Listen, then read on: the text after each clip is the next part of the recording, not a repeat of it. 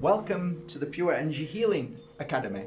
Just that word, pure energy, and that next word can cause the algorithms to shut down anybody seeing this other than those that are hardened fans of pure energy healing. So I was debating whether I should try and use different words, but you know what, I've decided that ain't gonna work. So if they're going to shut them down, if these videos don't get seen as much, then it is what it is. At least it shows people what's really going on, I guess, or maybe it doesn't. Who cares anyway? I'm just going to speak my truth, but be very careful of certain other words and to stay away from certain subjects now, which I've talked about for 2 years. Well, I've actually talked about them for 20 years. And now the light has been shining over that darkness. But anyway, let's start again. Welcome to the Pure Energy Healing Academy.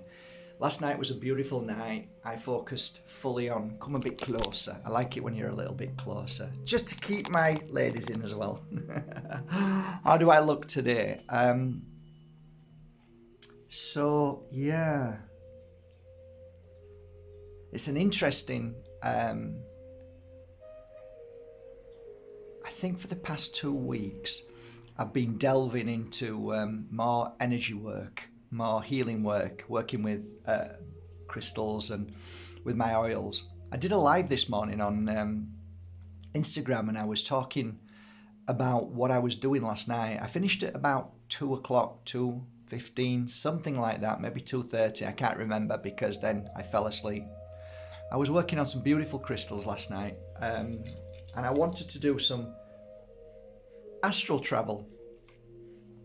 There are many words are used to take that really special spiritual freedom away and trap it into a kind of science mode. When it isn't science, science is the last thing this is.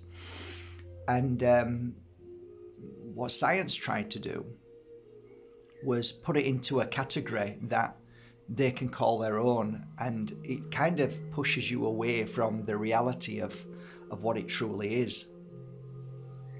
Remote viewing is just another made-up word to try and take you away from what it truly is, which is your essence,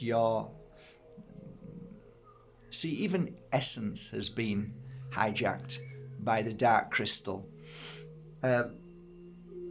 Your spirit, your you, the real you, not the spacesuit, the real you inside that spacesuit, it travels every night. And I've been on radio shows, I've made videos, countless videos about the power of you, and people are often fighting over this who am I, what is my purpose?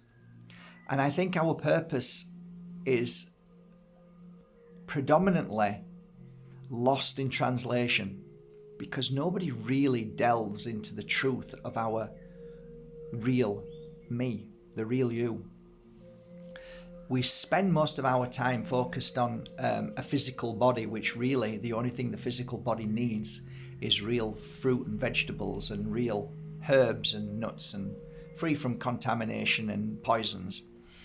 And when you look after that body in that way and feed it love, feed it happiness, feed it joy, feed it creativity, very important, creativity. What is creativity? Well, what are you doing today? What are you doing to make a difference? Creativity makes a difference. Are you going to build a hut? Are you going to be creative in your thoughts and feelings? Creativity. So you can either create or you destroy. So the cult destroys.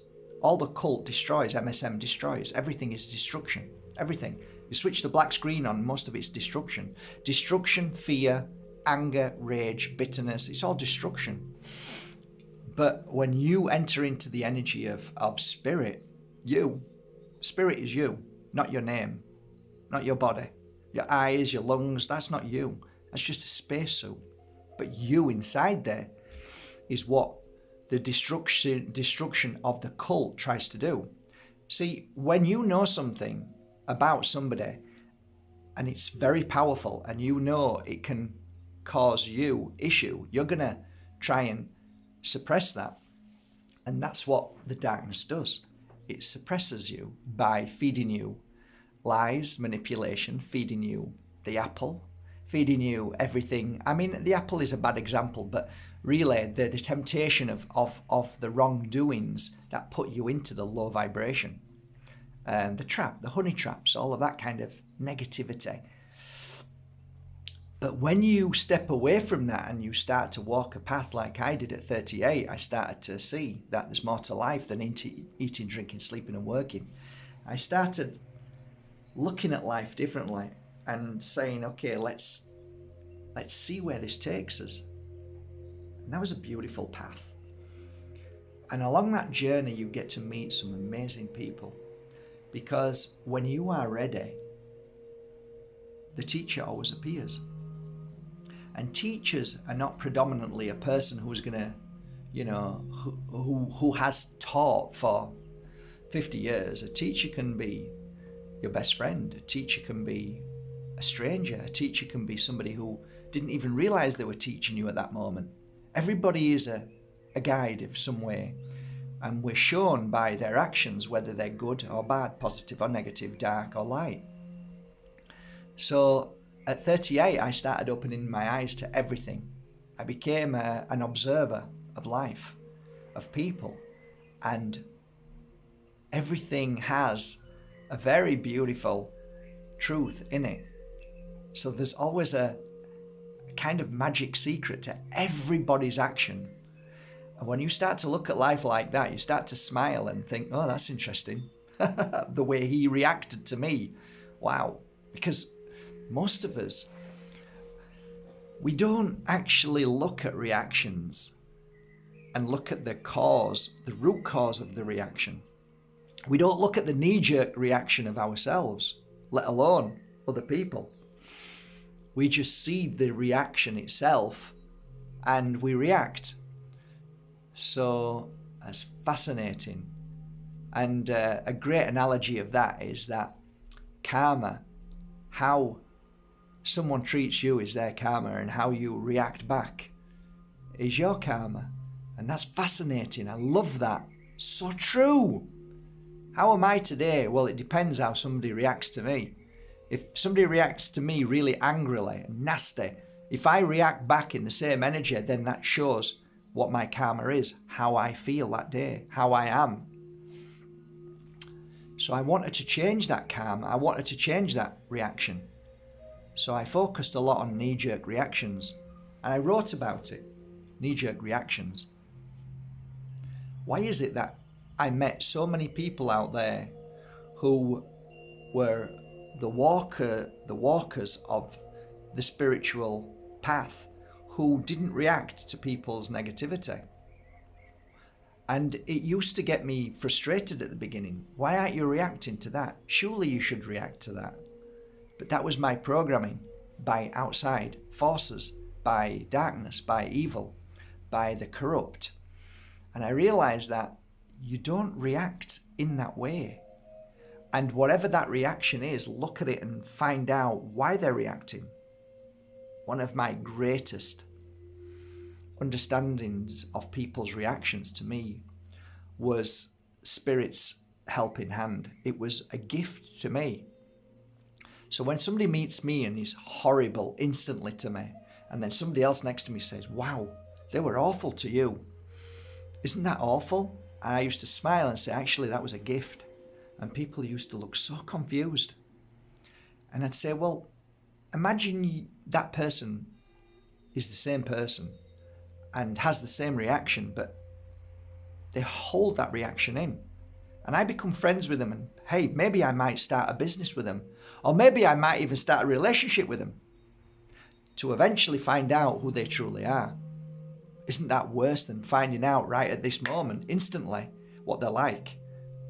So what I realized, that Spirit helped them become who they truly are so I can see them for who they are, so I can make my decision whether I want to be with that person and communicate. And so I kind of changed it. And not, oh, what am I feel really bad, why did they say that? I actually said, look up and go, thanks guys, I really appreciate that. And that really helped me along my journey of life. And there were so many so-called spiritual people around this area for 5 or 6 hours drive, and they'd come to me and they'd just react like that. And it always ended up that people would say eventually, oh my God, Mark, you know, that woman who was meant to be this, she's actually quite awful and she's done some terrible things. And isn't it funny how she reacted to you like that? But everybody else she was nice to. And I realized that I was protected a lot of the times. And Spirit would only ever bring the right people to my door. And if people forced their way to my door, they would instantly react to who they truly are. And that was really interesting. So I never get upset when people react to me awful now. Right straight away, if they react awful to me, I say thank you. I do. I say thanks very much. And they look at me and say, why? I say, because now I know who you are. Thank you. Have a great day. See you later. And I say, I look up and say, thanks, guys. Such a beautiful way to see it.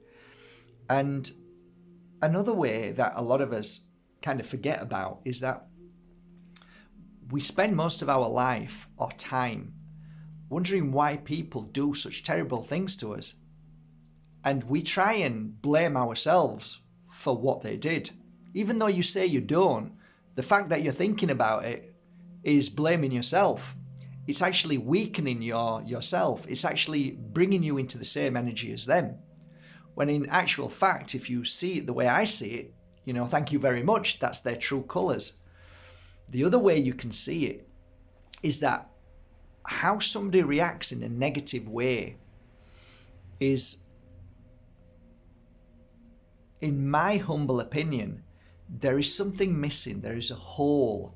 There is something that they haven't filled inside themselves, inside the spacesuit, that they feel imbalance. So they're either scared, they're living in fear, they feel weak, they feel vulnerable, and all of those energies can create an instant reaction of fear. And when somebody reacts at you, it's because they're reacting in fear. Ultimately, you might think they're reacting because they're angry at something, but no, they're reacting at themselves. They're reacting at their weakest point. So you can have a conversation with somebody and say, look, the grass is green. And if somebody turns around and says, no, it's not green, you can argue and say, yes, it is green. And that person say, no, it's not green. But you can, if somebody says, no, actually, that grass isn't green, a bit like the water. The water's blue, right, in the sea. It's blue. Of course it's blue. And then somebody will say, well, actually, it's not blue. Take the water out and look at it. And it's clear. The only reason why it's blue is because it's reflecting from the clouds, the skies, which is blue. Sometimes the sea looks grey, depending on what the sun and all that. Okay, so but if you've never been taught that, the ocean's blue, right? And if you say to somebody, oh, the ocean isn't blue, and they know in their heart it's blue, then they say, well, it's, as far as I'm aware, it's blue. You don't go, yeah, it's blue, right? You don't go that. You don't go, it's blue, you idiot. You don't do that, do you? So you breathe air. Air is good for you to breathe, and it's good for your lungs. Air's not good for you. But I've been breathing it all my life. What are you talking about? See the reaction to that? The reaction wasn't of, you bloody idiot. The air is perfect. Shut up or I'll beat you up. Right? So the reaction is based on your truth. So the sea is blue. So it's blue. And you believe that, that's fine. But if you come at that energy in anger, fear, bitterness, It's because whatever is inside you is not balanced. There's no complete energy that has filled the void of maybe the heart or the stomach or the pain and suffering that you've been through. So for instance, I'll give you a great example of myself. I like to always give an example of myself. As a kid, I've always been beaten that I'm not good enough, or that I don't have the answer, and that I'm thick and stupid. So in certain circumstances, I react to that very energy when somebody says something that me, not what they said, it's me, my reaction. And then I have to look at myself and say, whoa, why did I react like that? And actually what they said wasn't even what I thought they said. So that was my conversation. This is my own conversation. They've said something. My own conversation has made me react. And I've gone on a defense. I've started to defend. And that person will say, I wasn't even saying that. But why are you even attacking me that way? Why are you being so aggressive? And I look and think, oh yeah, it's me. It's because when I was a kid, my teachers called me thick and said, I don't know what I'm talking about. I'm an idiot. I'll come to nothing. You are nobody. And that's coming back again. That was the reaction. So somebody who can look at themselves and say, oh, look, I'm really sorry. My reaction is because I haven't healed from my past, from what the abuse I received. And I was thinking that you were calling me thick, even though you weren't calling me thick, even though you weren't saying that, right? So anybody who reacts to you the way they do, if it's in an anger, a negative way, if they were truly honest, if you were to sit them down and throw a rope around them that belonged to Wonder Woman, which is the truth rope, they would say, you know what, I'm sorry. I'm such an idiot. Today I was like this and something just triggered in me, because we're all triggered. I was triggered today and I'm so sorry. I'm such an idiot and I shouldn't have done that. Well, you're not an idiot. You're just triggered by something that somebody did to you. So it's not really your fault, but it's great that you acknowledge that you weren't having a go at me, which is great, because I was thinking, I don't want to be thinking that I've done anything wrong to you. And I'm grateful that we're all agreeing on the fact that it's nobody's fault, and that, the misinterpretation was because of my not being able to fix the damage that was caused to me as a child by my teachers. So I need to keep on working on that. And that can be a lifetime thing. And, a lot of, it's a fine line between an abuser, because we have to be careful, because we don't want to acknowledge abuser as being somebody who's, repeating the same scenario, slap across the face. Oh, I'm sorry, it wasn't me. I won't do it again. No, there's a difference. There's a difference. So when you acknowledge that there's something that you need to fix in yourself and you need to work on, that's different. An abuser keeps doing the same thing and then keeps saying sorry, as a narcissistic psychopath would do. That's a different thing. So it's really interesting, the reaction and our conversation that we have, and how other people react and how they have their conversation, because we're all listening to our own conversation. We don't really listen to people. It's true. We don't really listen. Be honest, we don't. Oh yeah, yes I do. Well, no, because we kind of react a lot of the times, and it's not what that other person was saying. It's true. I mean, I guess you might have conquered that. I still work on that till this day. Fascinating subject, eh? Anyway, I just wanted to tell you about last night and Astral Travel. Astral Travel is something that I love working on. We all astral travel, but most of us don't even know it.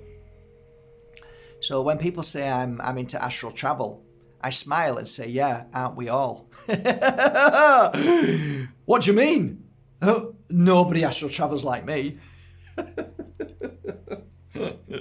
Why? Are your wings bigger? Oh, come on. So, if you're not feeling too good today, I guess a nice message for you. If you're not feeling too good today, if you feel that you don't know who you are, where you are, what you're doing here, if you wonder to yourself what's going on in this world, then let me leave you on this little note from my heart to yours.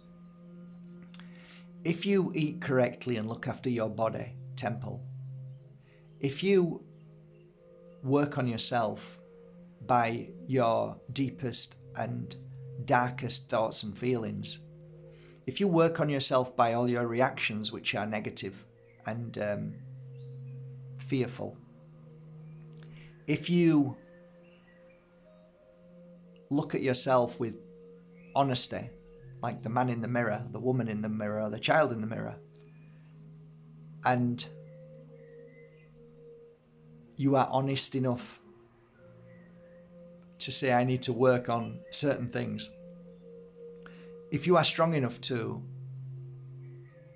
step out of the door and look for natural organic fruit and vegetables and springs that you get natural water, you start to balance yourself. If you step out of that door and choose to create instead of destroy, if you switch on the black screen and focus on positivity rather than darkness, fear, voodoo, spell, manipulation, then you start to create an energy in your body which is called the spiritual healing effect. I call it pure energy healing. We heal ourselves. And when you get the body being fed in a natural, organic way, let food be thy medicine, let medicine be thy food. When you start to focus on positivity and creativity, when you start to do all of those things, what happens is that on a night, you're able to tune in to a certain frequency that the mind tries to put into a box. Sometimes we call it dreaming, but within those dreams, not all of them, but within those dreams, there are sometimes you can just tap into something a little bit slightly different frequency than the dream itself. And sometimes you can feel that you are somewhere else. And sometimes within your spirit, because you're strengthening the spirit, both mind, body, and spirit, physically and emotionally, you start to attune to that spirit and then realize that, like me last night, I was doing some pretty awesome work. And I was going to places and healing and helping people, whispering and doing what you, if you're asleep now and you watch this later, you might be doing for me today. You might be influencing me in a beautiful way, a positive way, and helping me, guiding me and guiding people to me to watch this video for certain reasons. So when we're asleep, please don't ever forget that you are the most powerful, because that's who you are when you're asleep. When you're asleep, the body shuts down and the spirit can move and freely go where it needs to be. And when you wake up, the spirit comes back again. So if you're abruptly woken up by a noise, your spirit instantly comes back into the body. And it's fascinating. And I guess what I'm saying is the moral of the story is that don't ever think that you're not good enough and you haven't done anything. You do something every night. And if you want to connect to that, it's called Astral Travel. What that means is I now want to know what I do to get out of the physical spacesuit and be free and fly and help. And some people call it remote viewing. Some people call it absent healing, because we can leave the body and move to another body and heal them. That's what I've been doing for 20 years. And so on. Fascinating subject. And I guess what I'm saying is, don't ever look at your life as if it's worthless, it's meaningless. That was deliberately done by outside forces, the darkness, to stop you realizing what your greatest gift and why you came into this world. There's twofold energy all the time: the physical reality of experience, and the spiritual, the real you, of what you do when you're asleep and you're healing and working. So don't forget that. If you can balance them both up, that's amazing. So if you're strong, both mind, body and spirit, if you're physically well and healthy, then the combination of the two is vital for this period of time right now. So speak your truth without anger. Create with as much love as possible. Heal your body in the most natural ways you can. And by doing that, you'll find yourself more balanced, more willing to see the things that you came here to experience and grow from. You'll find that when you're asleep, you're able to do greater work because you're not being pulled back into the physical spacesuit all the time by waking up all the time, so you can go deep. And it's fascinating because the deeper, the longer it takes you to wake up, the further away you've been working. Not that it makes any difference. You'll be working next door and it's still beautiful, but it's still fascinating. So astral travel can be something that you work on through the day. So you can sit and meditate and just basically watch yourself lift from your body, and you can look at the top of your head and start that way. And the way to do that is the key that opens the door to that.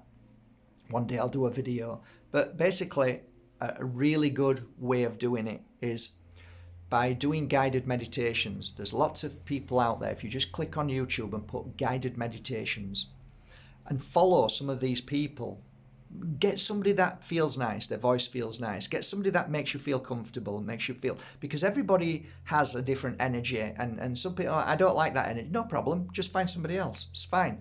Doesn't make that person wrong or right, it's just you need to find your energetic frequency. So find somebody and then sit and meditate with them and listen to them guiding you. And a good guide will bring you out of your body and help you travel and then come back again. And that's the same thing. That's practice. And that's what I used to do for 20 years. Work at this. And same with healing. Healing is a fascinating subject. It's fascinating. And that's why they want to destroy it. That's why they want to take the word healing out of all videos. They don't want anybody to know what healing is, because healing is the most powerful energetic frequency. If you are of healing body, spacesuit, you will find that everything works out. Everything heals of your life, spiritually and physically. So healing is a very important part of your life. And healing is absolutely the number one medicine in the world. And if you learn to heal by all of the practices that I talk about, eating healthy, non-GMO, non-pesticide, all organic, if you eat healthy fruit and vegetables, look after your body with spring water, that's just one part of it. The other part of it is sat down meditating, sat down looking at yourself. It's really hard. It's the hardest thing in the world, but it's the most healing thing in the world. And by doing these things every day, working on it, you're going to fall. You're going to make mistakes. Oh, I'm just going to have another chocolate. Oh, I'm just going to have this. It's okay. Don't beat yourself up, because that's even worse. Just work on yourself. The more good things you put in the mouth, the less bad things go in your mouth. The more you do meditation, the more negativity you don't see. So the more good things that you do on yourself, the more you're healing yourself over the 30, 20, 10 or 50, 60 years that you've lived in that negativity, in that. So you're reversing everything that you did. That's why I'm 120 years old, but I look 50 now, right? Hey, I'm 53 and I don't look a day older than 52. But I think that's it really today. I think we'll finish on that. I'm going to try and do a lot more talks as of late. Crystals I recommend right now is Moldavite, Tektite, Herkimer Diamond. I have to admit, I'm really enjoying, and I told you, I have to work a few months minimum before I can really tell you about a crystal. This is Libyan Desert Quartz. I've got to say that Tektites are doing some great work right now. So basically right now, what I'm wearing is Moldavite, Herkimer Diamond, Tektite, and this Libyan Desert Glass. Great work, great work. If you want to astral travel, I've also got to say that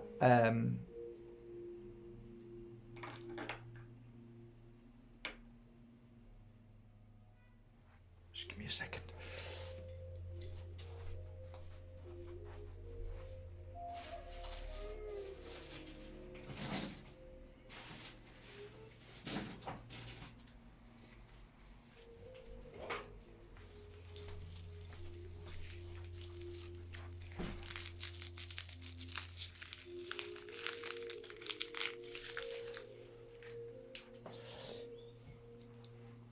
I worked on this crystal last night, not this one, but some over there that I've just, they're just about to go on the website. Them down there, they're called Mount Shasta.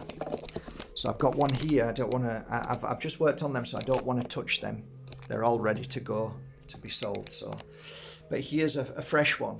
It's been mounted. This is Mount Shasta. I've got to say that I worked with this last night and I felt some amazing magic. Amazing magic.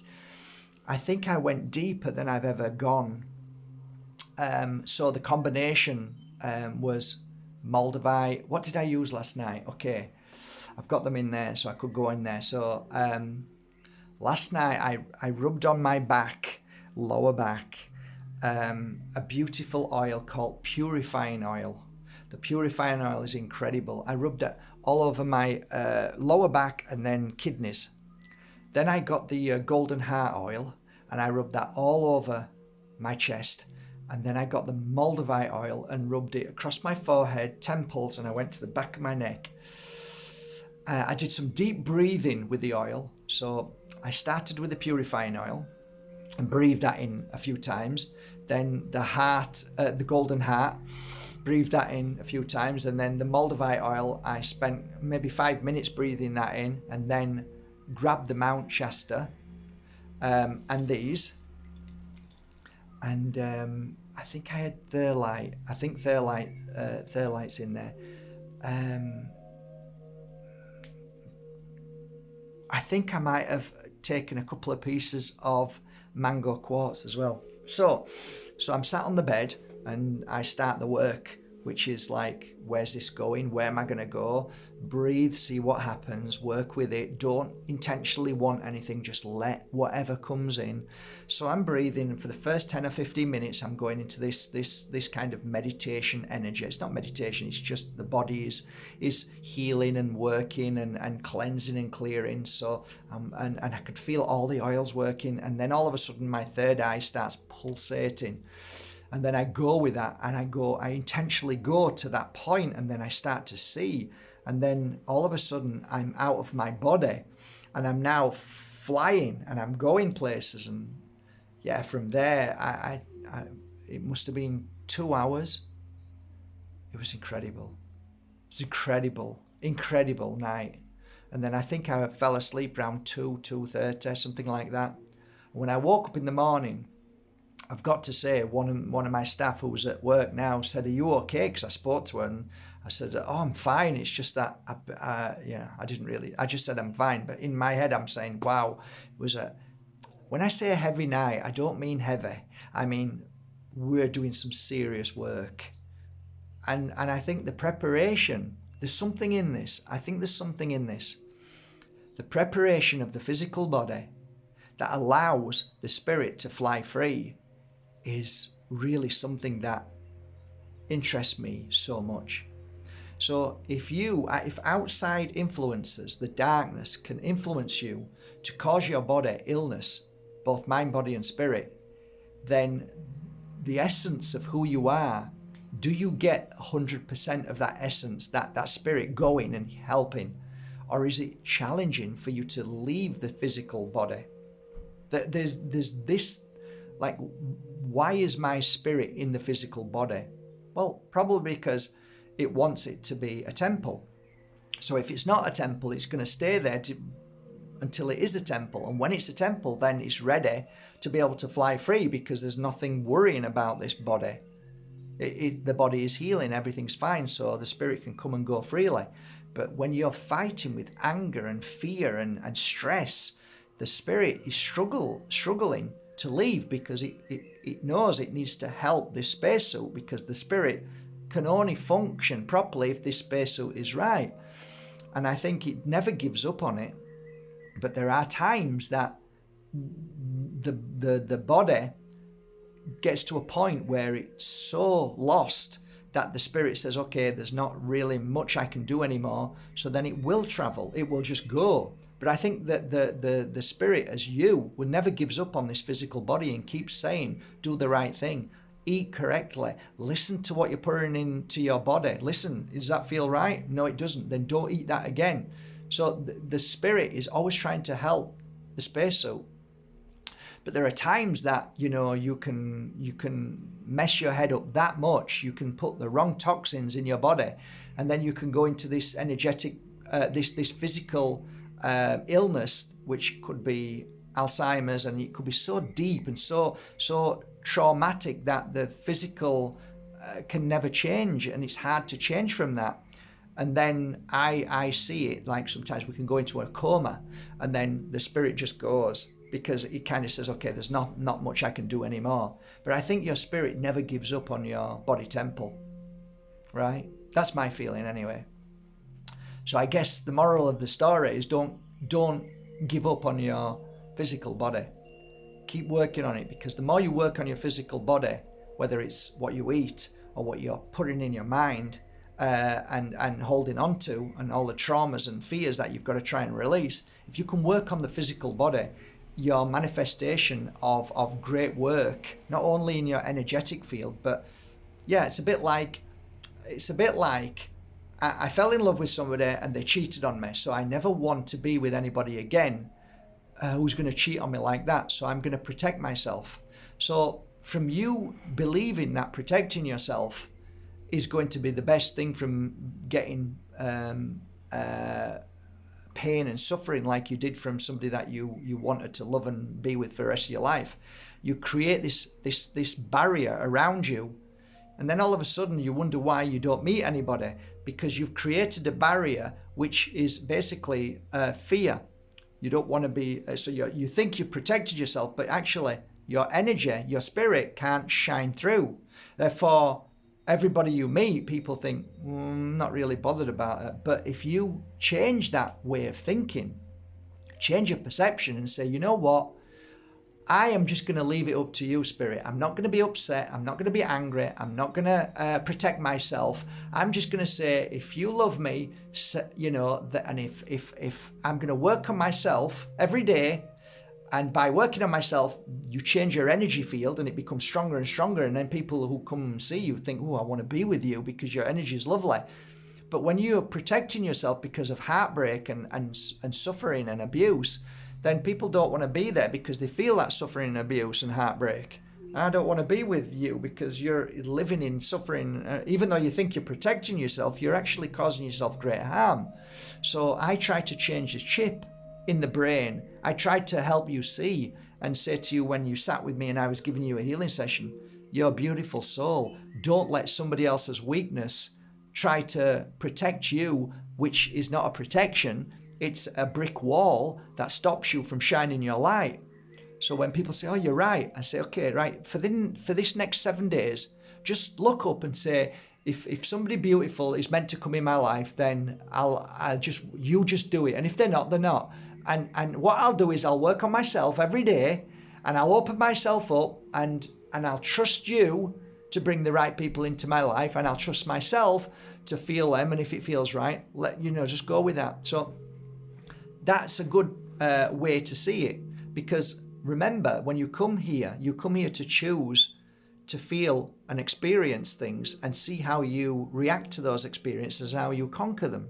So maybe you're beating yourself up over something that before you came here you chose to experience.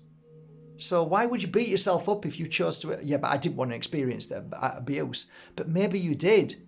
Maybe if you just accept it and say, you know what, maybe this is just part of my path, this is part of my learning experience. How am I going to live with it? I can live with it with anger, sadness, bitterness, and stay like this for the rest of my life, and then look back when I leave this body saying, oof, I didn't really conquer that, did I? I didn't really get over that. I didn't really see how I could be a better person and grow from it. Because if you ask anybody who's done anything in life which was what's deemed of successful, powerful, it's because they've been through terrible trauma and terrible suffering and a terrible experience to be the best person they were. So I think that the pain and suffering we go through shows you how strong you are. So if you want to value my experience and how strong I am, just look at all the bad things that have happened to me in my life. That has actually given me the strength. I look at them and think, wow, I've gone through so much. I must have really been a strong spirit to come here. Before I come here and said I want to go through that and that, I must have been, because why would I have chosen all of those awful things I've been through? Because you are a strong soul and you know you can do it. So whatever you've been through, I just smile when you feel sad and say, look, I know you can conquer this, and you will. Before you move out of this body, you will conquer it. And conquer it is basically accepting it and looking at it and understanding it from all aspects, like I've just said through this conversation. Look at why they did that, because it wasn't their fault. It was whatever was wrong with them inside. And it wasn't your fault, because you never did anything to them. Because if you look at it, it's just, thank you very much for the experience. Now I need to see how I react to that experience. So I kind of look at people now as whatever they do to me is a measuring stick to how I've grown or not grown. So again, the karma aspect of that what I said at the beginning, karma truly is how you react to me, and my karma is how I react back to you. So that's a brilliant observation.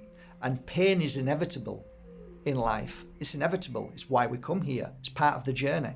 But suffering is optional. So how long am I going to suffer? So I'm going to work on trying to understand what these issues are to eliminate the suffering. Suffering is only there when you don't know why things have happened and you don't look at you, yourself, at your reactions. So that suffering always stays. So my dad used to beat me every day, right? Like, why did he beat me? Well, because my footprint was in the soil of his beautiful vegetables, right? Well, was it my footprint? Was it my fault? Well, what's a footprint in soil? Nothing. It's just a footprint, right? But my dad, his abuse was because he hated his life. He hated his job. And he was angry inside. So anything he could use as a punch bag, he would. So my footprint in that soil was just a footprint. What did I do to deserve that? Nothing. But did I ask for that? Yes, I did. I wanted to experience that to overcome it. You can only overcome experience and grow from knowing what you've been through and felt. You can't read a book and say, oh, I know why that is. You've got to experience it. So thanks, Dad. You were my lesson. Thank you. It wasn't the footprint.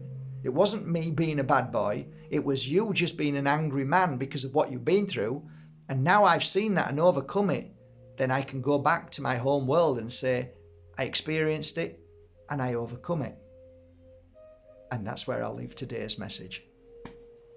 Thank you so much for going to markbajerski.com and buying your authentic crystals that I love working on, like I did last night. And I hope they help you. I hope you love all the oils and incense that I've worked on for 2 decades. And why don't you post a message underneath and tell me how the oils, incense or crystals helped you. And also, why don't you give us some of your beautiful wisdom of how you've overcome certain things, so we can all read that, as I love enjoying reading your messages. Thank you, Brendan. Thank you, Peggy, for your great support in trusting me in my crystals. And thank you, everybody who has ever bought a crystal or incense and oils. Love you all. Okay, till tomorrow at 8 o'clock Spain time. I'll see you all then for a 1 hour healing session, which is going to be from my heart to yours live. Okay, so that's tomorrow. I made a mistake on the last video. So because I don't see space and time. I don't know what day it is most days. And that's a good thing. There is no timeline in me. There is no deadline boop in me. Just every day is a beautiful day, and that's it. So yeah, thanks guys. Love you all. Take care. Till tomorrow night, which is Sunday night, 8 o'clock Spain time. Be 15 minutes early. Cleanse the room. Bring all your crystals, oils, incense, and let's have a beautiful healing session together. I've got a group of over 100 healers joining me too, so you're going to feel all the healers there as well. So it should be a really nice night. Thank you guys. Take care.